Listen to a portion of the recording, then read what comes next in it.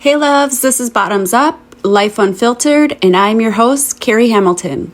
This is a space for the stories that broke us, the moments that brought us to our knees, and the strength we didn't know we had to stand back up. We are not broken. We are breaking through, and with faith, I pray that the messages shared resonate with those who need to know that they will too. Today, it is very common to have children that have split homes, but we must be sure to keep them at the forefront and keep them safe. If you are a single parent and out there co-parenting, this episode today is for you.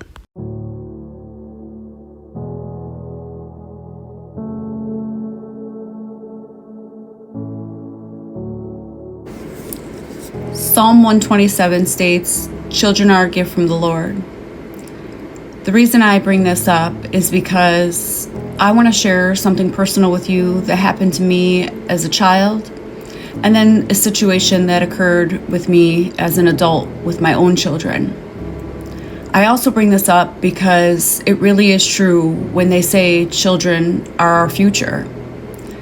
And these children in today's society have faced more trauma than many of us adults throughout our entire life. When we were children, we didn't see someone assassinated on live TV. We didn't go to school knowing that men could be women and women could be men. We didn't hear of half the things that go on in this world in general. And I'm not here to express right or wrong. I'm just stating factual information of what we see today and what we experience today and what our children experience today. I want you to take a second and think of something. I personally myself went through trauma as a child. I never healed that trauma until 3 years ago when I went through an adult trauma. That is when I healed it. So my entire life, that trauma, although it didn't sit at my forefront and I was brought out of that trauma was never brought out of me. So every relationship that I had, every situation, every experience, that trauma sat at the back of my brain. And our minds are built to protect us, to save us, and to react in ways that aren't comfortable with us. And you see, my whole entire life, I wondered why I had relationships that were one-sided. I had abusive relationships, why I put up with things, why I lowered my standards and my beliefs and the things that I deserved. And it was because I never healed that trauma. So what I was told and what had happened to me as a child, I believed that throughout my life, and I structured my life around those beliefs. And why I share this with you is because it is our beliefs now as an adult that you are now putting onto your children. So if you talk to your children in degrading manners, or you press your own beliefs onto them, these children will reflect all of that as adults. This is where we need to stand up to the plate.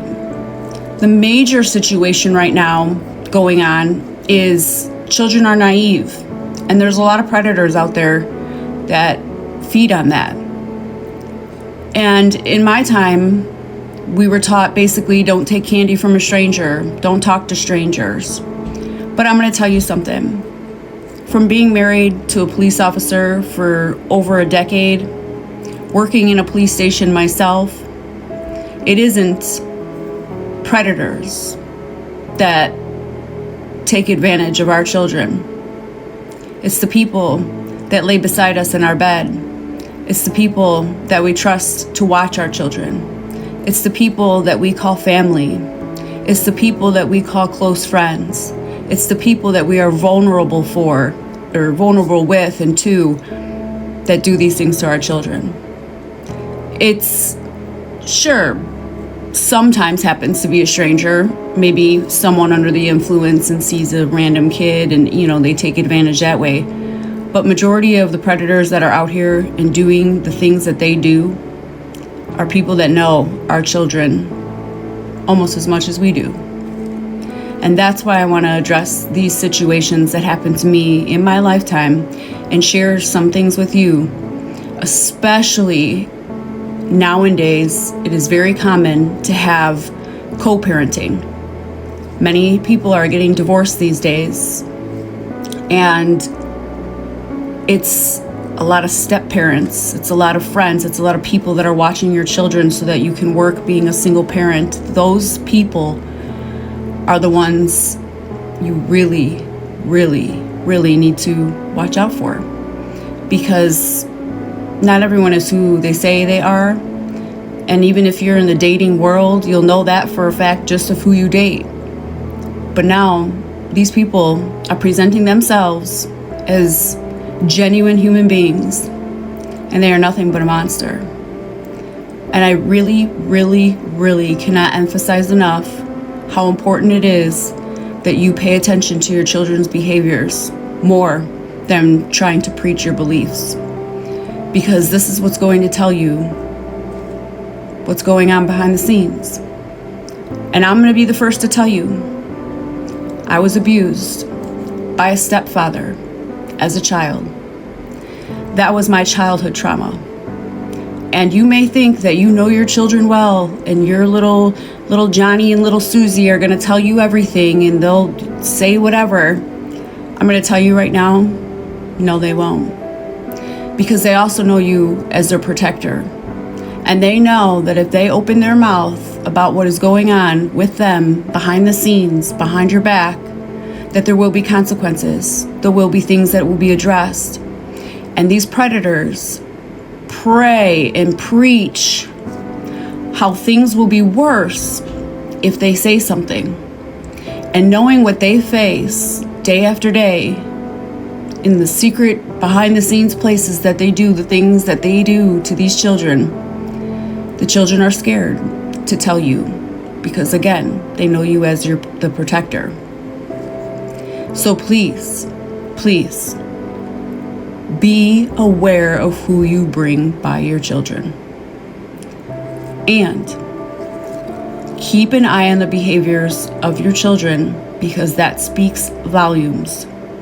Words are only words, but actions say a lot. The monster stepfather that I faced as a child was so nice in front of our mother's face. He acted like a father should in front of her face, so she would never know. But behind closed doors, that's where the abuse was. That's where the fear was implanted. And even sometimes he would give us things to make us happy, like a new toy, or bring us to McDonald's or something like that to make our day, if he knew that we were going to be by family or somewhere that we needed to actually be more in high spirits than in fear of what was going to happen next. And that's exactly what the predators still do today. They act very nice to your face so you think that they're a totally different person. And with your children, they're mean, they're cruel. They say things that are horrible. They're sexually abusive, they're physically abusive, they're mentally abusive, psychologically abusive, emotionally abusive. They do all of these things. And then, if you don't have that child healed by going through therapy and talking about these situations, the child becomes an adult like myself. And I fell victim to a narcissist, because that's exactly what they do. They love bomb and then they abuse, and then they love bomb and they abuse. I knew that the abuse wasn't right, just like I knew when my stepfather abused me that it wasn't right. But you become an addict to those highs and lows. It's called trauma bonding, and it's releasing chemicals in your brain that become habitual, and that's the only way you know to function. So when you're with someone like that as an adult, you stay in those situations again, out of fear, out of the trauma bond, out of the addiction. And you fall for those individuals because that's the comfort zone, even if it's uncomfortable, and that's the healthy zone, even if it's unhealthy, that you think is love. But really, you were raised to know what love is not, and not what love is. And that's how your children today will be if they're not healed from the trauma that they've been through or the situations that they're put through from just everyday life and what we see outside of life and the exceptional things that go on in this world, all the messed up things. This is all psychological effect on these children. And we are being forced to think that it's okay and to make it a belief of ours, even if we don't believe it. I really highly suggest that you keep an eye on the behaviors of your children, because I'm pretty sure they are affecting individuals more than you know. And this is the same thing within their home. What you preach and your beliefs as an adult. Are you preaching them out of what you were told from your parents? Or is it really a true belief that you feel in your heart?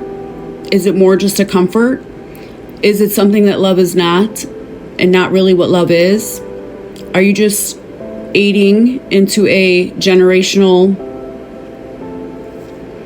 belief versus true reality, what your children deserve? I want you to ask yourself that.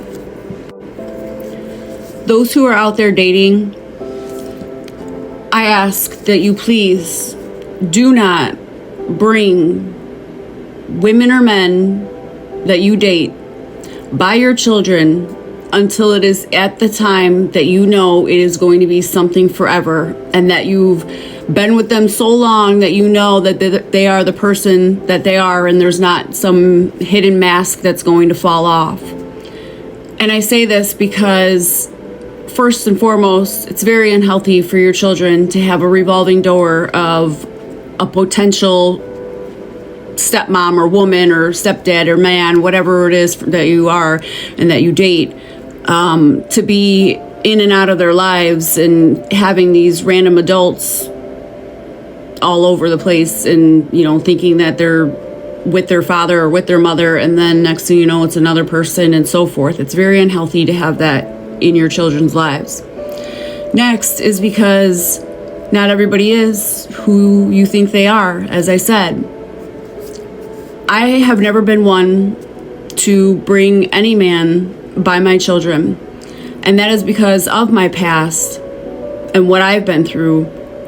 That is why I'm extra cautious. But had I not been through that, I don't know, maybe I probably would be bringing people that I date all around my children, even though I haven't dated since my abuser. But in the 6 years, almost 7 years that I've been divorced, my children met one person, and unfortunately that was the one that the mask fell off, and they didn't go by my children, so they were never abused like I was. Once I saw the anger coming on, I refused to bring my children by that person. But anyway, my ex-husband, unfortunately, has had many women around my children, and it does infuriate me. But a specific woman, he moved in his home and never told me until one day my daughter was coming home to my house with scratches on her arms, and lo and behold, it was a cat. And I knew my ex didn't have a cat at that time. And because it was this woman's cat. So this woman befriended me. Totally fine. I don't have any animosity. If this woman is now living in the home with my children, I want a good relationship. You guys, I was bringing this woman in my salon, doing her hair for free. I let her borrow my clothes because they went to some country concert. When I have my summer party with my kids' birthday parties, all of them combined, I invited her. I don't want any bad karma. And to be honest, when I meet Mr. Right and that person now becomes part of my kid's life, I hope that my ex does the same, because there's no reason to have animosity or problems when it's for the health of our children, right? Well, as they say, jealousy is a disease, and it sure is. This woman was acting nice to me, getting her hair done by me, And lo and behold, did I know, it was like because she was so jealous of me, she was like trying to be me. And I know that sounds insane, and this is not a I'm full of myself, whatever feeling. But one random day, I have this gentleman at my door. And I was actually going to the dentist. I was getting a root canal. But I have a Ring doorbell. And so I answered and I was like, "Can I help you?" And he said, "Yeah, I'm Detective Phelps with DCFS." DCFS? I said, "Well, is something wrong?" And he's like, "Well, I need to talk to you." I said, "Well, I'm not going to be home because I was getting this root canal." He said that he would return the next day. Well, the next day he called. He was supposed to be at my home at 7 a.m. And he called saying that he would have to reschedule, that something came up. So then I even called my ex-husband like, "Hey, did DCFS come to your house? Because I have no idea why they would be at my house. Unless my kids said something and maybe a teacher heard it or something, maybe something that I didn't know." And so I had asked him and he's like, "No, nobody came to my house." I'm like, "Wow, that's weird." So then a week goes by and this guy hasn't called me to make an appointment. So now I'm like, no, I want this guy in my home, right? I don't have anything to hide. You guys see my house. I'm not some, druggie, or this isn't some, drug home or whatever you want to say. And I would never touch my kids, hit my kids. Yes, of course. Do I discipline my kids? Yes, you need to. You need to take their things away. You need to teach them responsibility and so forth. But I've never beat my children ever, because I have been beaten in my life, right? So time goes on, and about 2 weeks later, I have a Will County sheriff at my door. I'm like, what the heck? So I answer my door. This time I'm home, and he's serving me with an order of protection from this girlfriend. And I'm like, what?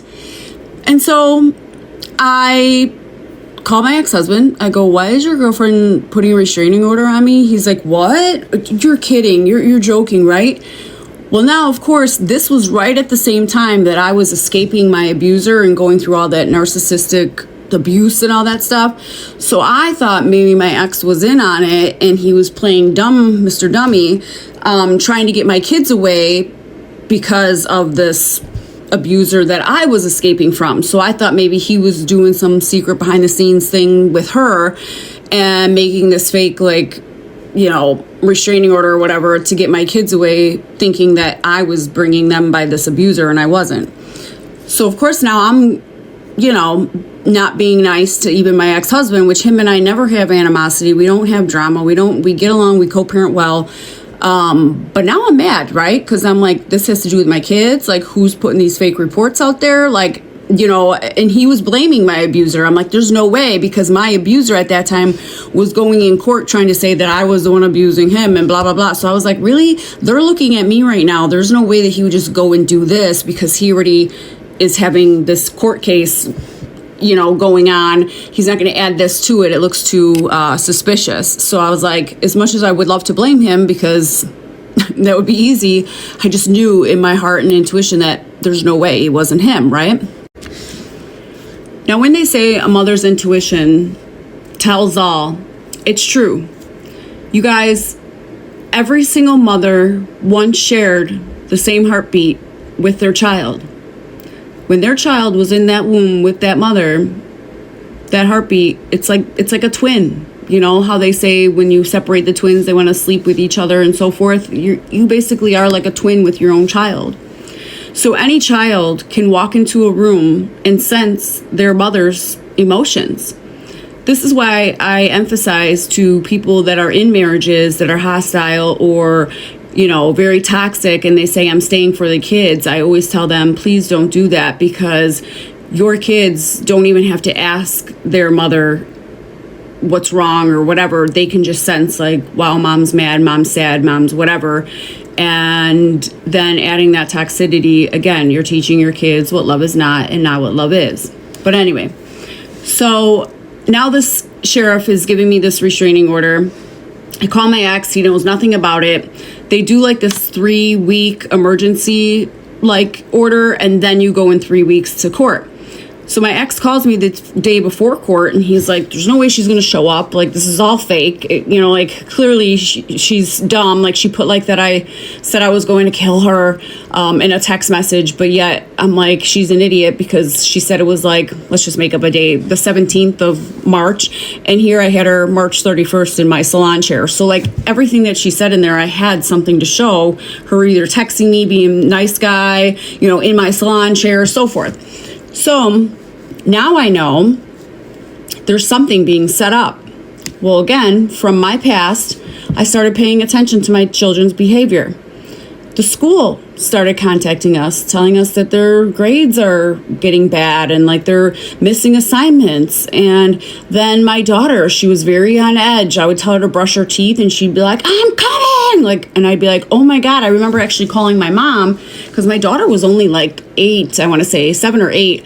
And I remember calling my mom being like, do like girls get their menstrual cycle like this early in life? Like, I mean, I haven't really heard of anyone like under the age of like 10 or 11. Like, I mean, 7, 8, like, I don't think I've ever heard anyone that young. And I may be wrong, but at least not in my family.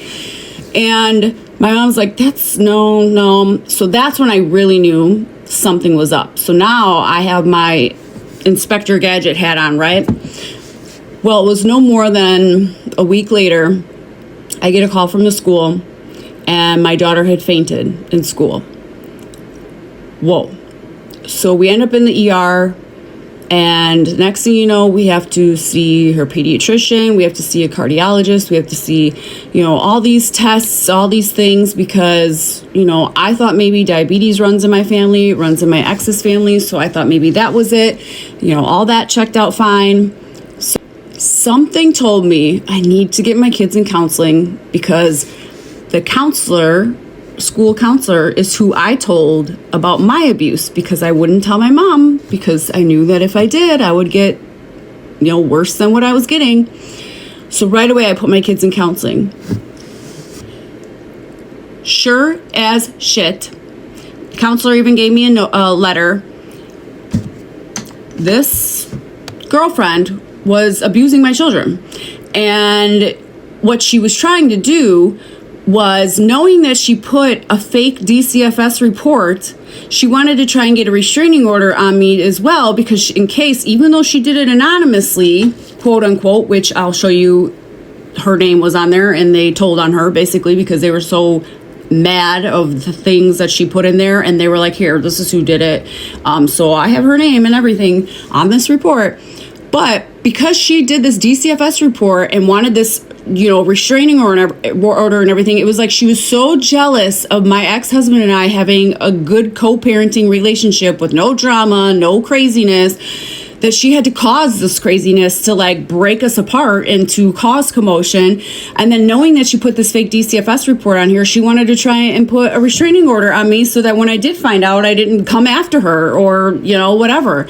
And lo and behold, like I said, 3 weeks later, I went. They were like, they didn't even let me talk, you guys. They were like, I'm not honoring this. This is like, you have a problem with, it's a boyfriend, girlfriend thing with an ex-wife. You guys have whatever.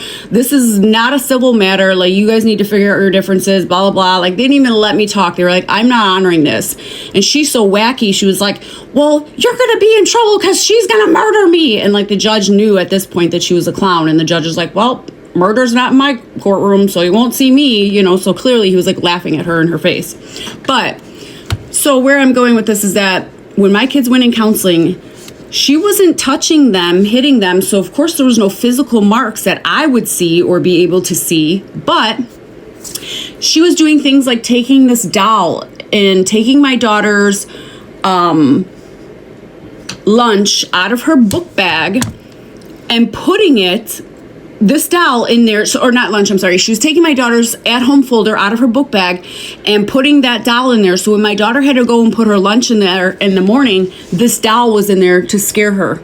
And this is actually a picture in my ex's bathroom. She was putting it in the bathroom when my daughter would take a bath. She was like putting it in my daughter's room, like totally causing crazy harm to her.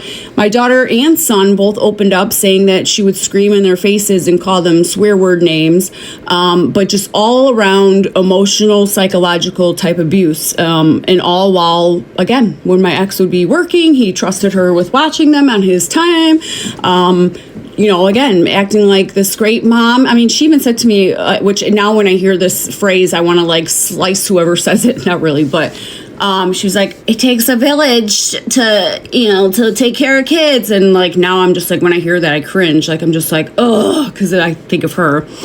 But it all worked out in the long run, in a sense, because my ex and I then were able to get a restraining order against her, and she was kicked out of his home and not allowed to be by any of us anymore, which is great on that aspect. But my daughter now, we saw a cardiologist. They said, nope, her heart is good. So then they referred us to a neurologist, and the neurologist had diagnosed her with vestibular cranial migraines. And what it is basically the reason she was fainting, and she ended up fainting like 7 times in this process of us trying to detect this medical, issue. Her brain was basically from the abuse. It was trying to compute too many emotions at one period in time. So her brain just shuts down and like makes her faint.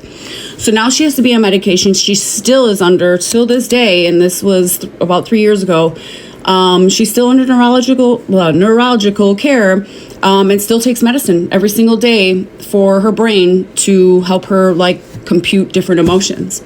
So it is long-term type stuff. But I'm giving this story and I'm telling you guys because co-parenting and split homes is so common, and the abusers aren't strangers. The abusers are people that you know and that you trust. You really, really need to make sure that you watch the behaviors. If your kids' schoolwork is declining, if they're acting short-circuited, if they're acting, defensive over little things, if obviously they have medical issues, please dissect those little babies of yours as hard as you can, as much as you can. And like I said, what worked for me is when I finally saw like my school therapist, I told them my abuser, and then this one I put them in a counselor and they told that way. So if you're seeing this stuff at home or with your ex, please get them into someone that they would open up to, or that can open up to, because there may be more than what you think, and it may not be the issue that you think it is. And now, fast forward 3 years later, my daughter doesn't like going to my ex-husband's house. He doesn't have a new woman in there. He's not living with someone else. It's just my kids and himself, obviously on the days that they're there. But my daughter has such anxiety going by her dad's now. And it breaks my heart because he is a good father. And he didn't actually end up knowing any of this because she was doing it behind his back. But, it's not her safe place anymore. And that's what you guys have to understand, is that your home is your safe place with your children. If you are vulnerable and you allow animosity, toxicity,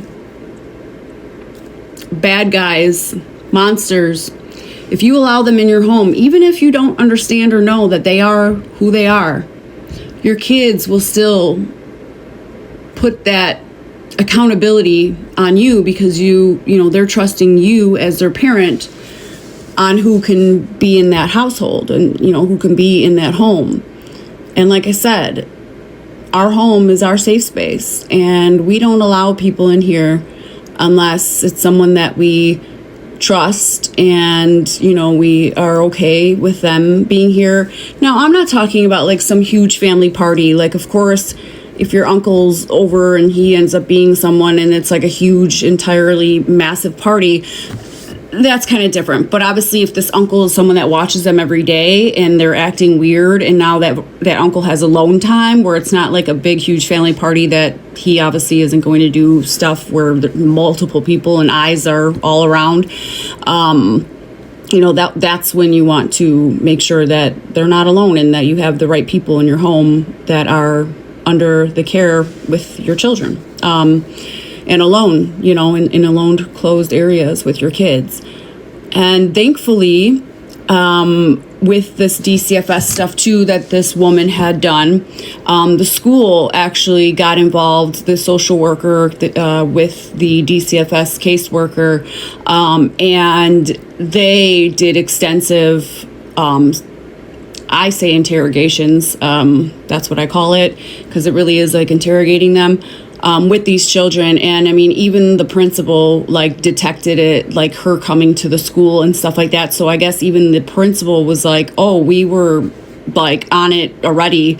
And so when we saw DCFS come here, we were like, oh, well, hey, we saw this lady acting crazy. The girlfriend, she would even act crazy at my kid's school, like swearing and stuff like that. And so they were actually kind of already watching. And I guess my daughter would go to school almost every day crying. I didn't know that. They were already watching what was going on, at home and stuff like that.